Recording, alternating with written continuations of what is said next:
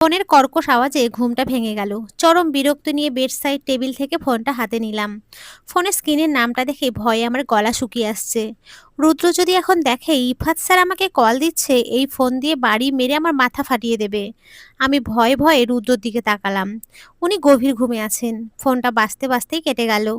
জানি আবার ফোন দেবে, এদিকে আমি এক চুল নড়তেও পারছি না। রুদ্র নিজের সাথে আমাকে শক্ত করে জড়িয়ে রেখেছে। রুদ্র ঘুমের ঘোরে একটু নড়ে চড়ে উঠতেই হাতের বাঁধন আরো দৃঢ় হলো। আবার ফোন বেজে উঠল। আমি দ্রুত ফোনটা সাইলেন্ট করে ফেললাম। কিন্তু ততক্ষণে রুদ্র সজাগ হয়ে গেছে। উনি ঘুম জড়ানো কণ্ঠে বললেন, কে ফোন দিয়েছে? আমি উত্তর দিলাম না। আমি যদি বলি ইফাত স্যার ফোন দিয়েছে, উনি আমার সম্পূর্ণ কথা না শুনে রাগারাগি শুরু করে দেবেন। উনি আমাকে ছেড়ে দিতেই আমি উঠে বসলাম। উনি দুই হাতে আমার কোমর জড়িয়ে ধরলেন।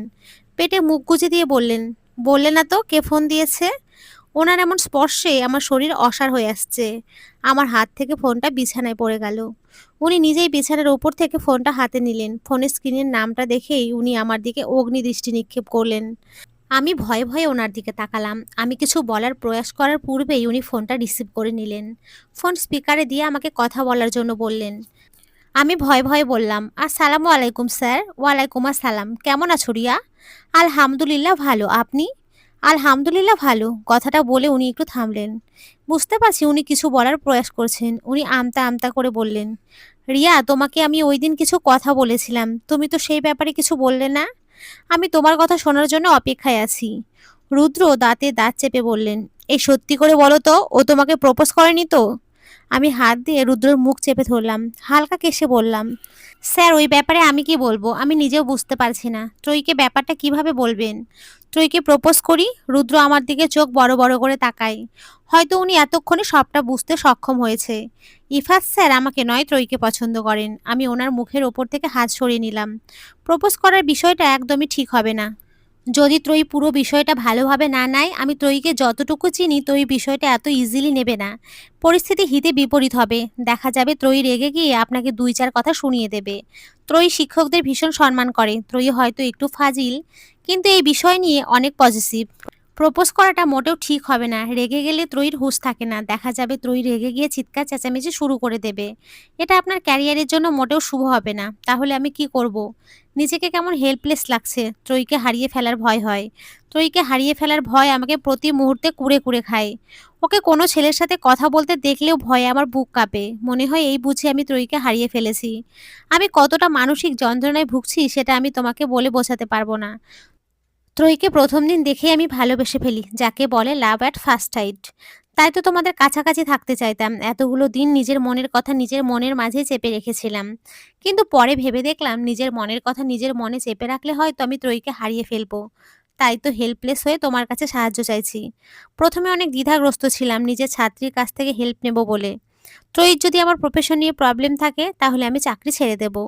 চাকরি ছেড়ে দেওয়া তো কোনো কিছু সমাধান হতে পারে না। আপনি যদি কারোর জন্য নিজেকে পরিবর্তন করেন, তাহলে তো সে আপনাকে নয়, আপনার পরিবর্তনটাকে ভালোবাসবে। ত্রয়ীকে অন্যভাবে বোঝাতে হবে। কি করব আমি? ত্রয়ীকে না পেলে আমি পাগল হয়ে যাব। ইফাত স্যারের কথা শুনে আমার ভীষণ হাসি পাচ্ছে। কিন্তু এখন হাসা যাবে না। সিরিয়াস টাইপ কথাবার্তা চলছে। আমি নিজের হাসি চেপে রেখে বললাম, স্যার আপনি একটাই কাজ করতে পারেন। আপনি ত্রয়ীকে ডাইরেক্ট বিয়ে করে ফেলুন। ওর বাসায় বিয়ের প্রস্তাব পাঠান। এছাড়া আর কোনো উপায় নেই। ত্রয়ী রাজি না হলে তো ওর বাবা মা তো আমার সাথে বিয়ে দেবে না। হয়তো দেবে না, কিন্তু বোঝাবে তো। কারণ নিজের মেয়ের জন্য এমন সুপাত্র হাতের কাছে পেয়ে কেউ নিশ্চয়ই হাতছাড়া করতে চাইবে না। যদি ত্রয়ী নিজের বাবা মার কথা শুনে যদি কনভেনশন হয়ে যায়, আচ্ছা তাহলে আমি আজকেই ত্রয়ীদের বাসায় বিয়ের প্রস্তাব পাঠাচ্ছি। এখন তাহলে রাখি। তোমাকে এই সময় বিরক্ত করার জন্য দুঃখিত। না না স্যার, সমস্যা নাই। আচ্ছা তাহলে রাখি স্যার। আসসালামু আলাইকুম স্যার। ওয়ালাইকুম আসসালাম। রুদ্র বেডে হেলান দিয়ে বসতে বসতে বললেন, ডক্টর ইফাত তো নিজের ছাত্রীর প্রেমে মজনু হয়ে গেছে, কিন্তু লাইলি তো মজনুর মনের দুঃখ বোঝে না। আমি ওনার দিকে ঠোঁট বাঁকিয়ে তাকালাম। উনি চোখ দিয়ে আমার ঠোঁটের দিকে ইশারা করে বললেন, সুইট টেস্ট। রুমের দিকে আসতে নিলেই রুদ্র আর ইলান ভাইয়ার কিছু কথা আমার কর্ণগোচর হলো। কিরে রুদ্র, তুই বিড়াল টিড়াল পোষা শুরু করেছিস নাকি? আমি তো জানতাম তুই বিড়াল পছন্দ করিস না, কিন্তু তোর হাতে বুকে বিড়ালের খামচির মতো দাগ, কি ব্যাপার? ইলান ভাইয়ের কথা শুনে আমার কাশি উঠে গেল। আমি নিজের মুখ চেপে ধরলাম। রুদ্র ইলান ভাইয়ার দিকে চোখ রাঙিয়ে তাকান। থাপ্পড় খাবি হারামি? বাবা, আমাদের রুদ্রবাবু ব্লাশ করছে। লজ্জায় গাল দুটো লাল টমেটো হয়ে গেছে। মামা, তোমার বউ এখানে থাকলে নিশ্চয়ই এটাই বলতো। আপনি এত লজ্জা পাচ্ছেন কেন? লজ্জায় আপনার গাল দুটো টমেটোর মতো লাল হয়ে গেছে। ইচ্ছে করছে কামড়ে কুমড়ে খেয়ে ফেলি। ইলান ভাইয়ের কথা বলা স্টাইল দেখে রুদ্র না চাইতেও হেসে দিল। আস্তে করে ইলান ভাইয়ার পিঠে থাপ্পড় মারল। নাইম ভাইয়া আর এনাম ভাইয়াকে আসতে দেখে আমি দরজার কাছ থেকে একটু সরে দাঁড়ালাম। রুমে ঢুকেই নাইম ভাইয়া বলল, আমাদের বাদ দিয়ে কি এত কথা হচ্ছে? ইলান ভাইয়া রুদ্রর দিকে তাকিয়ে চোখ টিপ দিয়ে বলল, রুদ্রর বাসর নিয়ে কথা হচ্ছে।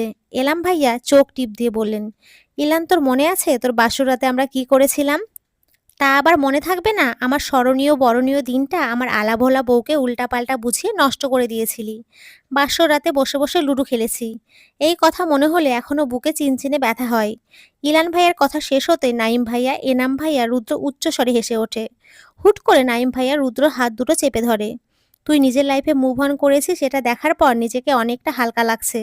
মনে হচ্ছে একটা অপরাধ বোধ থেকে মুক্তি পেলাম। তুই ভাবির সাথে ভালো আছিস, সুখে আছিস। এটা জানার পর আমাদের থেকে বেশি খুশি হয়তো কেউই হয়নি। এতদিন ধরে একটা অপরাধ বোধ আমাদের কুরে কুরে খাচ্ছিল। মনে হচ্ছে একটা অপরাধ বোধ থেকে মুক্তি পেলাম। তুই ভাবির সামনে হয়তো আমাদের জন্যই তোর লাইফটা এমন হয়ে গেছে। তুই তো প্রথমে অরির সাথে রিলেশনে যেতে চাসনি, আমাদের জন্যই রাজি হয়েছিলি। তুই যদি লাইফে কোনোদিন মুভ অন না করতি, তাহলে হয়তো আমরা নিজেদের কোনো দিনও ক্ষমা করতে পারতাম না। রুদ্র হাত নিয়ে নায়েম ভাইয়াকে থামিয়ে দিল। চুপ কর, এসব পুরনো কথা না টানাই ভালো। আমি আমার লাইফে অনেক হ্যাপি আছি। তবে আমি অরির কাছেও কৃতজ্ঞ এবং তোদের কাছেও কৃতজ্ঞ। অরি যদি আমাকে ছেড়ে না চলে যেত, তাহলে হয়তো আমি রিয়ার মতো কাউকে নিজের জীবন সঙ্গিনী হিসেবে পেতামই না। তোরা তো আমার ভালোর জন্যই বলেছিলি। তোরা কি আর জানতি অরি এমন টাইপের মেয়ে? আমি আমার লাইফে আলহামদুলিল্লাহ অনেক ভালো আছি। রিয়ার মতো কাউকে নিজের লাইফ পার্টনার পাওয়ার পর কেউ আর খারাপ থাকতে পারে না। জীবনে হয়তো কোনো ভালো কাজ করেছিলাম, তার বিনিময়ে হয়তো রিয়াকে পেয়েছি। মেয়েটা আমাকে ছাড়া কিচ্ছু বোঝে না, তার সব ভালো লাগা খারাপ লাগা আমাকে ঘিরেই। ইলান ভাইয়া একটু আগ্রহী হয়ে বলেন, তোকে আমি প্রশ্নটা আগেও জিজ্ঞেস করেছিলাম, আজকে আবারও জিজ্ঞেস করছি। তুই কি রিয়াকে ভালোবাসিস? ভালোবাসা রং বদলায়। সময়ের সাথে সাথে ভালোবাসা কমে যায় বা বেড়ে যায়। But she is my life. এই যে বুকের বাঁ পাশটা দেখতে পাচ্ছিস, এখানে সবটা জুড়ে ওর বসবাস। রিয়া আমার অস্তিত্বের সাথে মিশে গেছে। ওকে ছাড়া আমার পক্ষে বাঁচা সম্ভব না। জানিস, ওর চোখের এক ফোঁটা অশ্রু আমি সহ্য করতে পারি না। ওর অশ্রুতে টইটুম্বুর চোখ দুটো দেখলে বুকের বাঁ পাশে চিনচিনে ব্যথা হয়। ওর চোখ থেকে এক ফোঁটা অশ্রু যদি আমার জন্য গড়িয়ে পড়ে, তাহলে নিজেকে শেষ করে দিতে ইচ্ছে করে। এনাম ভাইয়া আলতো হেসে বলেন, ইলান আমাদের বন্ধু ভাবির প্রেমে মজনু হয়ে গেছে।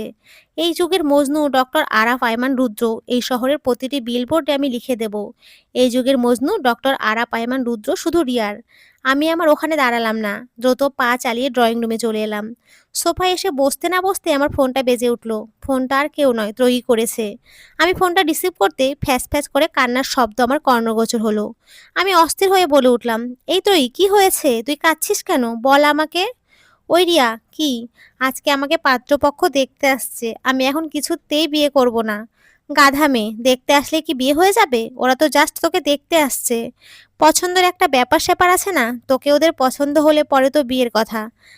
তোদেরও তো পাত্র পছন্দ হতে হবে। আমি এত কিছু বুঝি না। পাত্রপক্ষ আমাকে দেখতে আসলে আমি সুসাইড করব। কথাটা বলে ত্রয়ী কল কেটে দিল। আমি ত্রয়ীকে ফোন দেওয়ার চেষ্টা করলাম, কিন্তু বারবার ফোন বন্ধ দেখাচ্ছে। এখন আমার টেনশন হচ্ছে। ত্রয়ী যা জেদি মেয়ে, জেদের বসে কিছু করে না বসে। আন্টি ফোন দিচ্ছে, আমি ফোনটা রিসিভ করলাম। আসসালামু আলাইকুম আন্টি। ওয়ালাইকুম আসসালাম মামুনি, কেমন আছো তুমি? এই তো আলহামদুলিল্লাহ ভালো। আন্টি আপনি কেমন আছেন? আছি একরকম মা। এই পাগল মেয়েকে নিয়ে কি আর ভালো থাকা যায়? মেয়েটা আমার একটা কথাও শোনে না। আমি বিষয়টা জানি, তবু না জানার ভান করে জিজ্ঞেস করলাম, কি হয়েছে আন্টি, কোনো সমস্যা? আর বলো না, ত্রয়ীর জন্য একটা ভালো বিয়ের প্রস্তাব এসছে। ছেলেটা ডক্টর, তুমি হয়তো চিনবে, তোমাদের মেডিকালেরই ডক্টর। ছেলেটার নাম ইফাত, কিন্তু মেয়ে আমার এখন কিছুতেই বিয়ে করবে না। আমি বললাম, তোকে এখন বিয়ে করতে তো আমরা বলছি না। তুই পাত্রপক্ষের সামনে যা, ছেলেটাকে দেখ, যদি পছন্দ না হয় আমাদের বলে দিবি। আমরা ওনাদের না করে দেব। আমরা তো আর তোর ইচ্ছের বিরুদ্ধে গিয়ে ছেলেটার সাথে তোর বিয়ে দিয়ে দেব না। কিন্তু মেয়ে তো আর আমার কথা শোনার পাত্রী না। ওর এক কথা, না এখন বিয়ে করবে আর না পাত্রপক্ষের সামনে যাবে। রুমের দরজা বন্ধ করে বসে আছে। তুমি একটু এসে ত্রয়ীকে বোঝাও। জানি এখন তোমার বিয়ে হয়ে গেছে, এভাবে হুটহাট শ্বশুরবাড়ি থেকে আসা যায় না। কিন্তু আমি নিরুপায় হয়ে তোমাকে ফোন করছি। ও যদি এখন বিয়ে করতে না চায়, তাহলে আমরাও বিয়ে দেব না। কিন্তু পাত্রপক্ষের সামনে না গেলে আমাদের মান সম্মান থাকবে না। আমি হাসি মুখে বললাম, আন্টি এটা আমার শ্বশুরবাড়ি না, আমার খালামণির বাড়ি। যখন তখন যেখানে খুশি সেখানে যেতে পারি। আচ্ছা তাহলে তুমি আসো। জি আন্টি, আমি আসছি। ফোনটা রেখে আমি মামুনিকে উদ্দেশ্য করে বললাম, মামুনি আমি একটু ত্রয়ীদের বাসায় যাচ্ছি। রুদ্রকে সাথে নিয়ে যা, রুদ্র না গেলে ড্রাইভার নিয়ে যাবি। রিক্সা করে যাওয়ার একদম চেষ্টা করবি না, আর সাবধানে যাবি। আচ্ছা। আমি দ্রুত রুমে চলে আসলাম। এনাম ভাইয়া, ইলান ভাইয়া, নাইম ভাইয়া, রুদ্র বসে আড্ডা দিচ্ছে। আমি সেদিকে পাত্তা না দিয়ে কাবার থেকে জামা কাপড় বের করতে ব্যস্ত হয়ে গেলাম। ড্রেস নিয়ে পেছনে ফিরতেই রুদ্রকে দৃষ্টিগোচর হলো। রুদ্র আমার দিকে এগিয়ে আসতে আসতে বললেন, তুমি কি কোথাও বের হচ্ছ? আমি কিছু বলার আগেই ওই পাশ থেকে নাইম ভাইয়া বলে উঠলেন, হ্যাঁ গো মজনু, তোমার লাইলি এখন বের হবে। রুদ্র ওনাদের দিকে চোখ রাঙিয়ে তাকালো, কিন্তু এতে ওনাদের কোনো হেলদুল নেই। ওনারা ওনাদের মতোই হাসিতে মত্ত। রুদ্র আবার আমাকে প্রশ্ন করলো, কোথায় যাবা? ত্রয়ীদের বাসায়। ইফাত স্যারের বিয়ের প্রস্তাব পাঠিয়েছে ত্রয়ীদের বাসায়। ত্রয়ী রেগে গিয়ে রুমের দরজা বন্ধ করে বসে আছে। চলো আমিও যাই। আপনি কোথায় যাবেন? কেন, তোমার সাথে ত্রয়ীদের বাসায়? আপনি গেলে ব্যাপারটা কেমন দেখাবে না? আমি কি তোমাকে একা যেতে দেব নাকি? তোমাকে আমি একদম একা ছাড়বো না। ত্রয়ীদের বাসায় না যাই, তোমাদের ত্রয়ীদের বাসা পর্যন্ত ড্রপ করে দিয়ে চলে আসি। ওহো, বইয়ের প্রতি কত প্রেম! তিনজন একসাথে সুর মিলিয়ে বলে উঠল। আমি লজ্জা পেয়ে ওয়াশরুমে ঢুকে গেলাম। উনি শেষ পর্যন্ত আমার সাথে আসলেন। এক ধ্যানে আমি ওনার মুখের দিকে তাকিয়ে আছি। ভাবতেই অবাক লাগে, এই সুদর্শন পুরুষটা শুধু আমার। এই মায়াময় মুখোশটি দেখার অধিকার শুধু আমার আছে, আর কারো নেই। হুট করে গাড়ি থেকে নেমে যাওয়ায় আমার ভাবনাচ্ছেদ হলো। আমি প্রশ্নসূচক দৃষ্টিতে ওনার দিকে তাকাই। উনি কিছু না বলে আমার দিকে এগিয়ে আসলেন। মাথা থেকে ওড়নাটা সরিয়ে খোপা করা চুলগুলো এক টানে খুলে ফেললেন। আমি ফ্যাল করে এক দৃষ্টিতে ওনার দিকে তাকিয়ে আছি। ওনার কোনো কর্মকাণ্ডই আমার বোধগম্য হচ্ছে না। এত দিন ধরে দুজন একসাথে থাকি, কিন্তু এতদিনেও তোমার এই সৌন্দর্যময় চুলের হদিশ পাইনি। গতকাল রাতে যদি না দেখতাম তাহলে তো জানতেই পারতাম না আমার প্রেয়সীর চুল এত সুন্দর। ওনার হাতের বেলি ফুলের মালাটা আমার চুলে জড়িয়ে দিলেন। ভালোবাসাময় কণ্ঠে বলে উঠলেন, আমার এলোকেশ্বরী কন্যা। এতক্ষণ আন্টির মিষ্টি কথাই হচ্ছিল, সেখানে আমি এসে কিছু কলিজা জ্বালানো কথা বলতেই ত্রয়ী এসে দরজা খুলে দিল। দরজা খুলে দিতেই আমি ত্রয়ীকে ধাক্কা দিয়ে রুমে ঢুকে পড়লাম। আমার পেছন পেছন আন্টিও আসলো। আন্টি মোলায়েম গলায় বলল, ত্রয়ীমা, আমার কথাটা একটু শোন। আমি তোমার কোনো কথা শুনতে চাই না। আন্টি, এই মেয়ে ভালো কথা শোনার মেয়ে না, মিষ্টি কথা বলেও লাভ নেই। মিষ্টি কথা বললে তো কোনো কাজই হয়নি। এখন আপনার উচিত ওকে ঠাস ঠাস করে দুটো থাপ্পড় মেরে বোঝানো। রিয়া, তুই আমার বেস্ট ফ্রেন্ড হয়ে আমার সাথে এমন করছিস? তুই এমন ঢং করছিস কেন? দেখতে আসলে কি বিয়ে হয়ে যায়? নাকি তুই নিজেকে বিশ্বের সেরা সুন্দরী মনে করিস যে তোকে কেউ দেখতে আসলেই তোকে বিয়ে না করে তোর বাসা থেকে এক পাও নড়বে না? দেখতে আসলে কি বিয়ে হয়ে যায়? এই কথার উপরে ভরসা করে বাংলাদেশের 50% মেয়ে ফেঁসে যায়। আন্টি একটা দীর্ঘশ্বাস ফেলে রুম থেকে চলে গেলেন। উনি হয়তো বুঝে গেছেন ওনার মেয়েকে বোঝানোর সাধ্য কারোর নেই। আন্টি রুম থেকে চলে যেতেই আমি দুই হাতে ত্রয়ীর গাল আঁকড়ে ধরলাম। এই মেয়ে, আমার দিকে তাকা।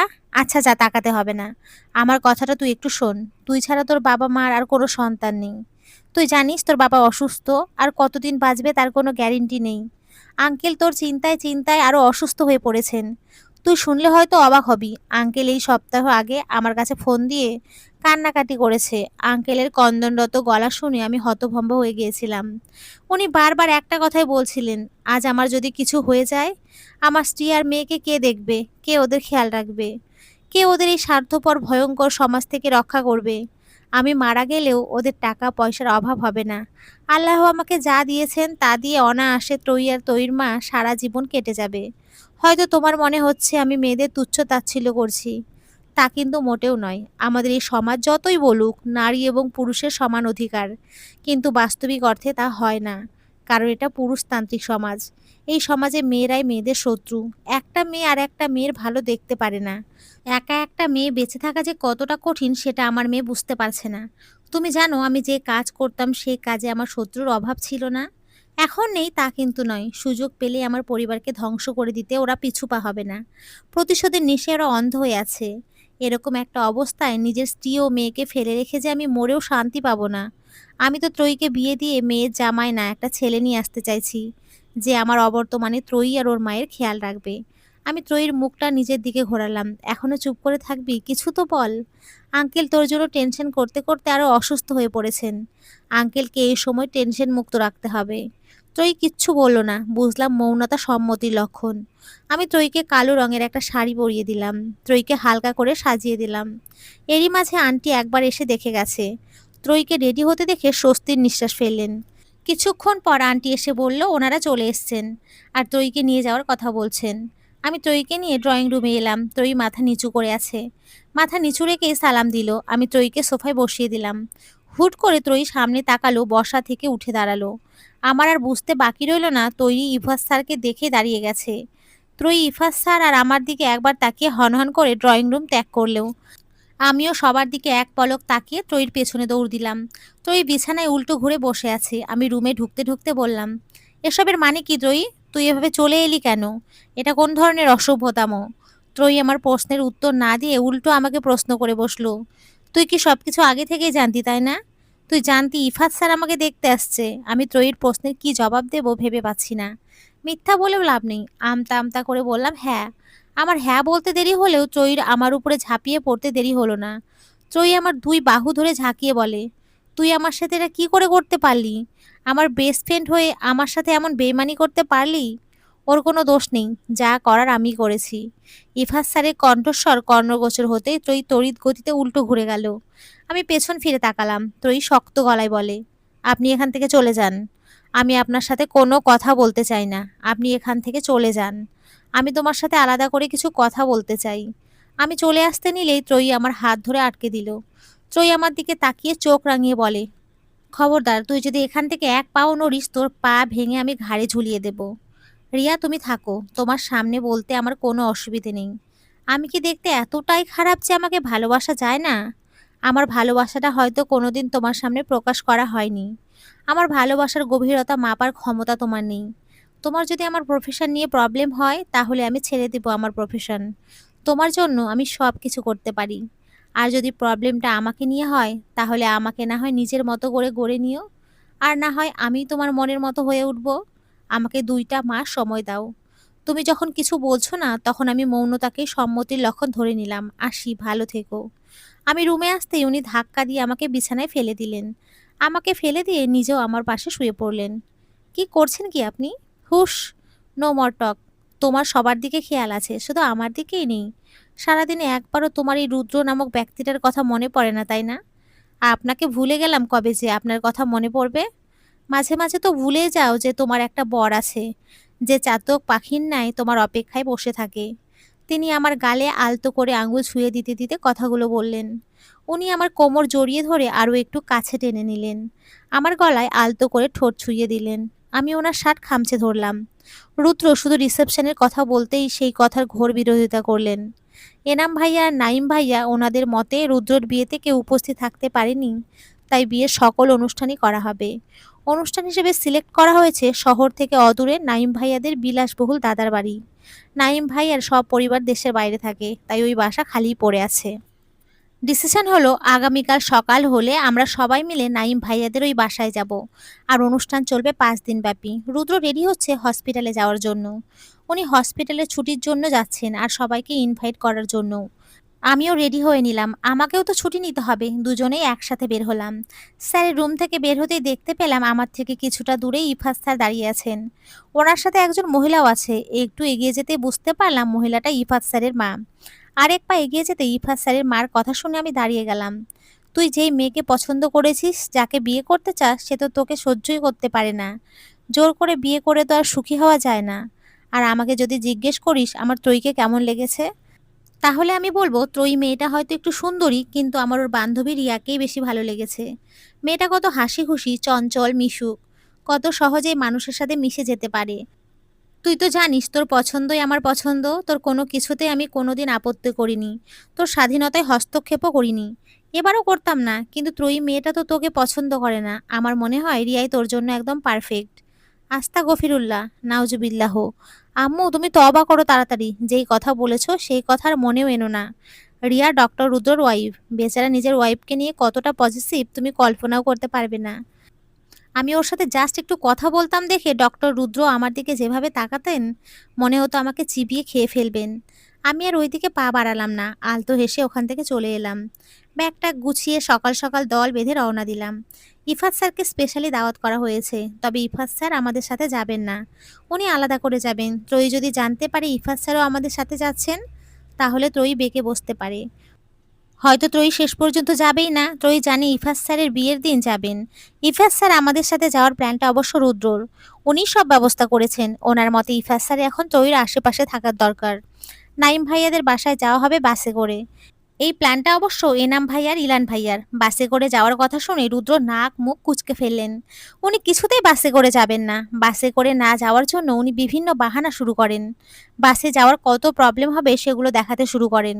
রুনা আপু প্রেগনেন্ট, এনাম ভাইয়ার আম্মু অসুস্থ, এই অবস্থায় ওনাদের বাসে চড়া একদম ঠিক হবে না। রুনা আপুর কথা বলতেই ইলান ভাইয়া দমে যায়, কিন্তু এনাম ভাইয়াকে কোনো মতেই দমাতে পারেনি। এনাম ভাইয়া ঠিক করেন রুনা আপু আর ওনার আম্মু গাড়ি করে যাবেন, আর সবাই বাসে করে। সেখানে বাদশাদের রুনা আপু উনি কিছুতেই গাড়ি করে যাবে না। সবাই আনন্দ করে যাবে আর সে বোরিং জার্নি করবে, তা হতে পারে না। ইলান ভাইয়া চোখ রাঙিয়ে তাকাতেই রুনা আপু চুপসে যায়। বাসে উঠতে গিয়ে রুদ্র নাক মুখ কুঁচকে ফেলে। তা দেখে ইলান ভাইয়া হেসে ফেলে। নাইম ভাইয়া রুদ্রর পিঠ চাপড়ে বলে, তুই কিন্তু গাড়ি করে যেতে পারিস। তুই বরং রুনাদের সাথে গাড়ি করে চলে যা, আমি ইলান আর এনামকে ম্যানেজ করে নেব। রুদ্র আমার এক হাতে আগলে ধরে বলে, চলো রিয়া, আমরা বরং গাড়ি করেই যাই। ইলান ভাইয়া আমার আরেক হাত চেপে ধরে বলেন, তোকে যাওয়ার পারমিশন দিয়েছি, রিয়াকে না। রিয়া আমাদের সাথেই যাবে। রুদ্র ভ্রু কুঁচকে বলে, আমার বউ তোদের সাথে যাবে কেন? আমার বউ আমার সাথে যাবে। তুই বরং রিয়াকেই জিজ্ঞেস কর রিয়া কাদের সাথে যেতে চায়। ইলান ভাইয়া, আমি অবশ্যই আপনাদের সাথে যাব। আমার বাসে করে জার্নি করতে অনেক ভালো লাগে। নাচ গান হই হুল্লোড়, উফ, ভাবতে খুশি খুশি লাগছে। রুদ্র আমার দিকে চোখ পাকিয়ে তাকায়। আমি ওনার দিকে তাকিয়ে মেকি হাসি দিয়ে বলি, আপনার তো বাসে চড়তে ভালো লাগে না, আপনি বরং গাড়ি করে যান। আমি বাসে করেই যাব। কথাগুলো বলেই আমি দুই লাফে বাসে উঠে পড়লাম। আমি মাঝখানের সিটে বসতে গেলেই রুদ্র আমার হাত টেনে ধরে পেছনে নিয়ে এসে বসিয়ে দেয়। এই, আপনি আমাকে পেছনে নিয়ে আসলেন কেন? তোমার জন্য আমাকে বাসে করে যেতে হচ্ছে? ভাবছো আমি তোমাকে আমি এমনি এমনি ছেড়ে দেব? এখন রোমান্স চলবে। বাসে করে যাচ্ছি, পাশে একজন হট অ্যান্ড চোখ মেরে বলে, বুঝতেই তো পারছো। ছি, আপনি এসব কি ভাষা করছেন? আপনি আগেই ভালো ছিলেন, আমি কখনোই ভালো ছিলাম না। আমি তো অন্য কাউকে বলছি না, নিজের বিয়ে করা বউকে বলছি। তোমাকে সবকিছু বলার লাইসেন্স আমার কাছে আছে। You are looking hot. ছি। আমি নাক মুখ কুঁচকে অন্যদিকে ঘুরে গেলাম। ঠিক তখনই ওনার অট্টহাসি আমার কানে এলো। আমি ওনার দিকে ভ্রু কুঁচকে তাকালাম। আরে বাবা, আমি মজা করছিলাম, তুমি সিরিয়াসলি নিচ্ছ কেন?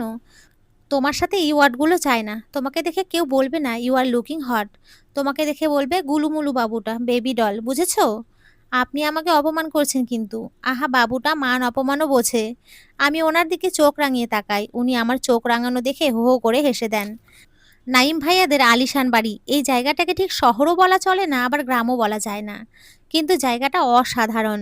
বাড়িটার মাঝে একটা জমিদার টাইপ ভাব আছে। এই বাড়িটা দেখে কেউ বলবে না যে এখানে কেউ থাকে না। সারা বাড়ি ঝকঝকে তকতকে। বাড়ির সামনে বিশাল সাইজের বাগান। নাইম ভাইয়ার দাদু এই বাগানটা শখ করে করেছিলেন। এখন ৪-৫ জন কাজের লোক আছে, তারা এই বাড়ি আর বাগানের দেখাশোনা করে। বাসে সবাই লাফালাফি করে টায়ার্ড হয়ে গেছে। এখানে এসে যে যেখানে পেরেছে শুয়ে পড়েছে। কিন্তু আমার মাঝে কোনো টায়ার্ডনেস কাজ করছে না। আমি ফ্রেশ হয়ে রুদ্রকে টেনে তুললাম। কি ব্যাপার রিয়া, এমন টানাটানি করছো কেন? ঘুরতে যাব তাই। আমি প্রচন্ড টায়ার্ড, কোথাও ঘুরতে যেতে পারবো না। আপনি না নিয়ে গেলে কিন্তু আমি একাই চলে যাব। উনি সাইকেল চালাচ্ছেন আর আমি সাইকেলের সামনে ওনার কোমর জড়িয়ে ধরে বসে আছি। মৃদু বাতাস বইছে, কেমন অদ্ভুত শিরশির অনুভূতি হচ্ছে। মাঝে মাঝে আমি হাত দিয়ে ওনার চুলগুলো এলোমেলো করে দিচ্ছি।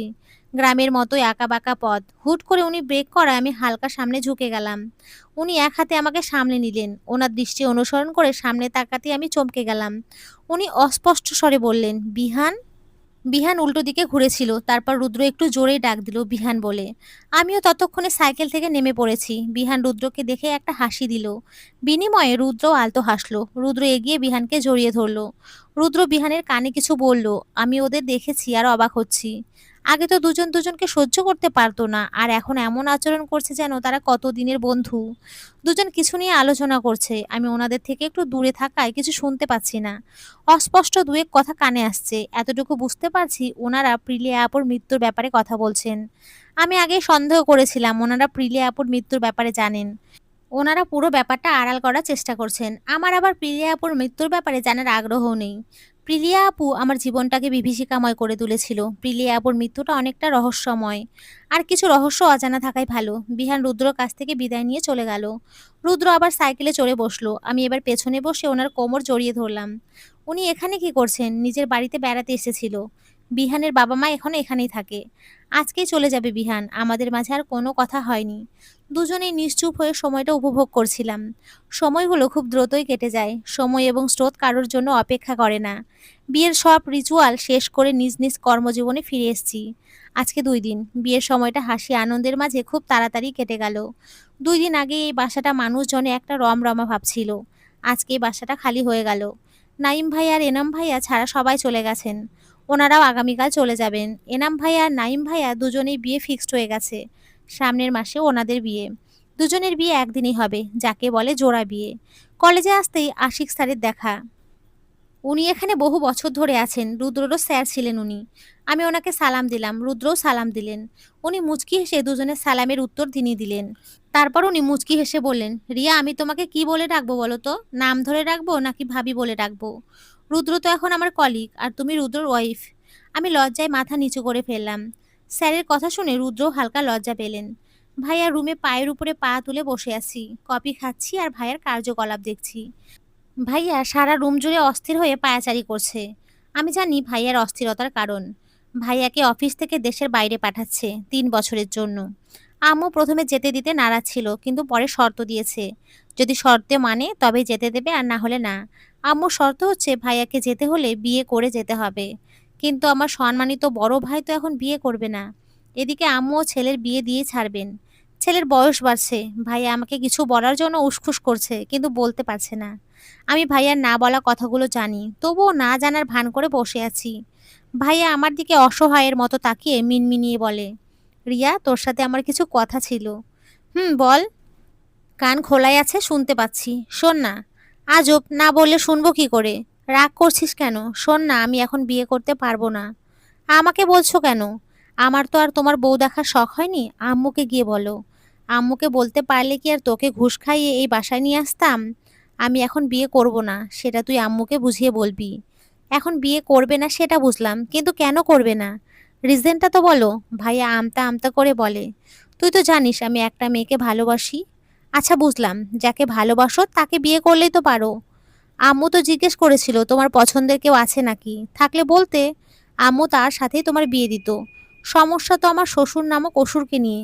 মেয়েদের এখন উনি কিছুতেই বিয়ে দেবেন না। মেয়ে সবে ইন্টার সেকেন্ড ইয়ারে পড়ে। ওনার মেয়ে পড়াশোনা শেষ করবে, চাকরি করবে, তারপর বিয়ে দেবেন। আর ততদিনে আমি বুড়ো হয়ে যাব। বুড়ো কি তুমি এখনই কম হয়েছ? সময় মতো বিয়ে করলে এখন 2 বাচ্চার বাপ থাকতা। মেয়েটা কেমন যে তোমাকে পছন্দ করলো আল্লাহই জানে। দিন আমারও আসবে। ভাইয়া চলে গেছে আজকে 5 দিন। ভাইয়ার ছলছল আখিজোড়া আমার চোখের সামনে ভাসছে। ভাইয়া যাওয়ার দিকে আমি নিভৃতে তাকিয়েছিলাম। খুব ইচ্ছে করছিল ভাইয়াকে জড়িয়ে ধরে কাঁদতে, কিন্তু আমি পারিনি। কেমন অনুভূতি শূন্য পাথর হয়ে গিয়েছিলাম। প্রিয়জন দূরে গেলে এমনি কষ্ট হয়, বুকের ভেতরে কি অসহ্য যন্ত্রণা হচ্ছিল। ভাইয়ার আখিজোড়া অশ্রুতে টলটল করছিল, কিন্তু গড়িয়ে পড়তে দেইনি। ছেলেদের সহজে কাটলে চলবে না।